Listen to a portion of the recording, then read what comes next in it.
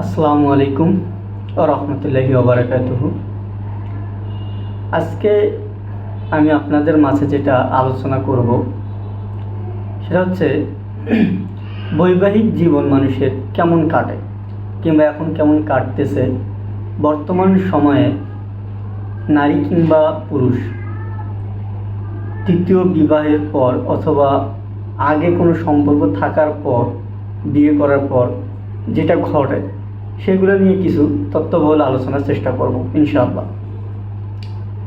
আমরা প্রথমে যেতে চাই তালাকপ্রাপ্তা অথবা বিধবা মহিলার কাছে। যদি তালাকপ্রাপ্তা মহিলা হয় তাকে বিবাহেতে একটু জটিলতা আছে, তবে যে বিধবা তাকে বিবাহেতে কোনো জটিলতা নাই। যেমন যে বিধবা হয়ে গেল তার যদি বিয়ের আর একটু বয়স থাকে, যে হ্যাঁ এমনটা যে তাকে বিয়ে করতে হবে এমনটা যদি বয়স থেকে থাকে, তাহলে সে যদি অন্য একজনের কাছে বিয়ে বসে, অন্য এক পুরুষের সঙ্গে যদি বিয়ে আবদ্ধ হয়, তখন সে যে স্বামী মারা গেছে সে স্বামীর সুবিধাগুলো সে মনে করবে না, কারণ সে ধরেই নেবে সে তো আর নাই পৃথিবীতে, অতএব তার সুবিধা আর স্মরণ করে লাভ নেই। এখন এই স্বামী যেমনটা দিচ্ছে তেমনটাই তার কাছে বেটার কিংবা ভালো মনে করবে, আর ওটা মনে করেও তার আর কোনো লাভ নেই, কারণ ওই স্বামী নাই। আর তালাক প্রাপ্তাটা হচ্ছে স্বামী আছে, তালাক দেওয়ার পর অন্য এক জায়গায় বিয়ে বসেছে, অন্য একজনের সাথে বিয়ে আবদ্ধ হয়েছে। এই বিয়ে 1 মাস 2 মাস 6 মাস অথবা 1 বছর পর সে তার আগের স্বামীর সুবিধাগুলা বিবেচনা করবে, তার সামনে তুলে ধরবে যে আমার, কিংবা তুলে না ধরলেও যদি লজ্জার কারণে তুলেও না ধরতে পারে, তবে সে মনে মনে ভাববে যে আমার আগের স্বামী ভালো ছিল, ভালো দিত, তার আগের স্বামীর সুবিধাগুলো তার মনে পড়বে।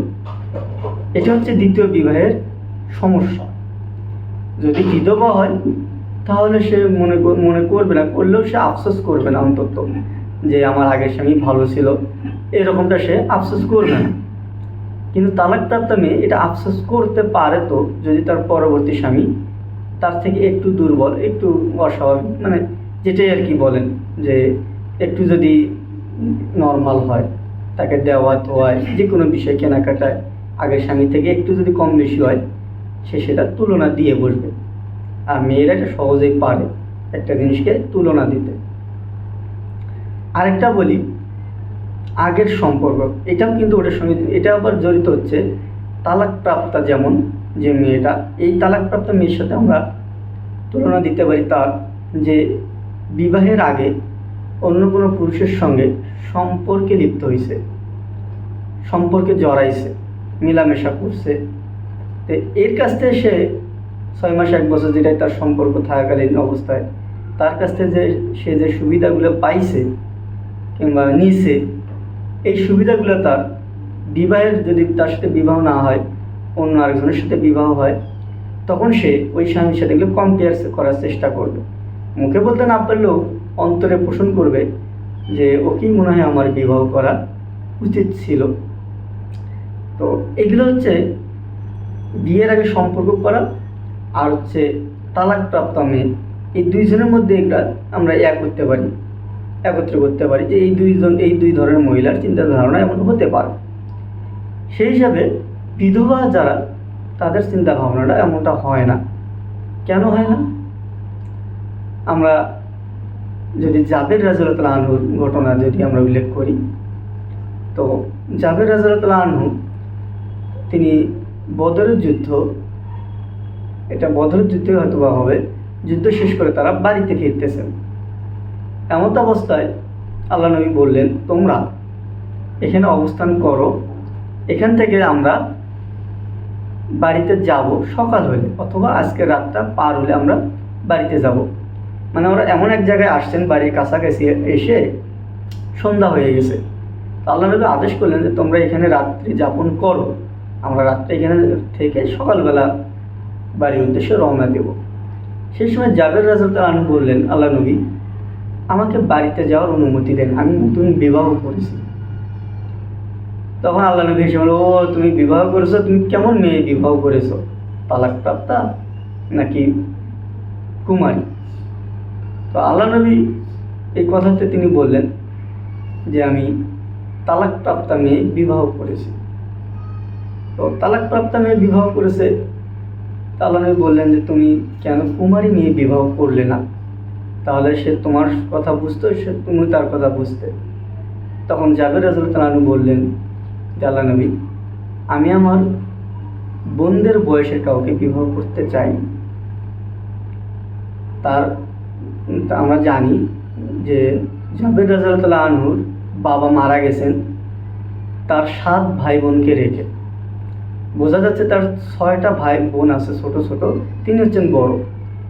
তো তিনি আল্লাহ নবীর জবাবে বললেন যে আমি আমার বোনদের বয়সের কাউকে বিবাহ করতে চাইনি, যার কারণে সে তালাকপ্রাপ্তা মেয়েকে বিবাহ করেছে, যে মেয়েটা তার বোনদের থেকে বড় হতে পারে। এক্সাম্পল স্বরূপ তিনি বললেন এই কারণে তিনি বেশি বয়সের মহিলাকে বিবাহ করছেন, যেন তার স্ত্রী, তার বউ, তার বোনদের মাথার চুল চিরুনি করে দিতে পারে, বোনদের মাথার চুল বেনি করে দিতে পারে, বোনদেরকে শিষ্টাচার শিখাতে পারে। কিছু কিছু এরকম ঘটনা তুলে ধরেন যে আমার ওয়াইফ হবে, আমার বউ হবে আমার বোনদের জন্য পাহারাদার, রক্ষকদার। তো যদি আমার বোনদের সমবয়সী হয়ে যায় তখন এটা সম্ভব হবে না, কন্ট্রোলে থাকবে না। যার ফলে তার ফলে তিনি বেশি বয়সের মেয়েকে বিবাহ করছেন, শুধু এতটুকু চিন্তা ভাবনা করে যেন তার ভাই বোনদেরকে তিনি ঠিক রাখতে পারেন। যদি সমবয়সী হয়ে যেত তার বোনদের, তাহলে কেউ কারোর কথা শুনতো না। শুধু তাদেরকে সঠিক শিষ্টাচার, তাদের মাথার চুল চিরুনি করে দেওয়া, তাদের দেখে শুনে রাখার জন্যে, তাদেরকে পাহারাদার, রক্ষীদার হিসাবে রাখার জন্য তিনি বেশি বয়সের মেয়েকে বিবাহ করছেন। এই হচ্ছে তার ভাষ্য। তো আমরা এখান থেকে বুঝতে পারি তালাকপ্রাপ্ত মেয়ে বিবাহ করা যায়, তবে সে যদি তার আগের স্বামীর ঘটনাগুলোকে তুলে না ধরে। আর যদি এইভাবে তুলে ধরে তাহলে আপনি বিপদে পড়ে যাবেন। কারণ যখন আপনার সামনে আপনার ওয়াইফ তার আগের স্বামীর কিংবা তার কোনো সম্পর্ক যদি থেকে থাকে সেগুলো যদি তুলে ধরে, তখন অবশ্যই খারাপ লাগার বিষয়। এটা খারাপ লাগবে, শুধু আমার না, সকলেরই লাগবে। এটা যে আমার দিয়ে বলতেছি তা না, এটা সকলেরই খারাপ লাগারই কথা। কারণ কোনো পুরুষই চায় না তার স্ত্রী তাকে ছাড়া অন্য কাউকে নিয়ে ভাবুক। আর যে সকল স্ত্রীরা তাদের স্বামীকে রেখে তার তালাকপ্রাপ্ত স্বামীর কথা তুলে ধরে কিংবা বিবাহের আগে যেসব সম্পর্ক থাকে সেগুলোকে সামনে তুলে ধরে, এগুলো শুনলে অবশ্যই খারাপ লাগতে পারে, এটা স্বাভাবিক বিষয়। আমার কথায় কেউ কষ্ট পাবেন না, এটা আমি আমার নিজের থেকেই বললাম। আপনারা একটু এগুলো ভেবে চিন্তে কাজ করবেন। আশা করি আমার বক্তব্যে ভুল ত্রুটি থাকলে আপনারা মাফ করে দেবেন। আসসালামু আলাইকুম ওয়া রাহমাতুল্লাহ।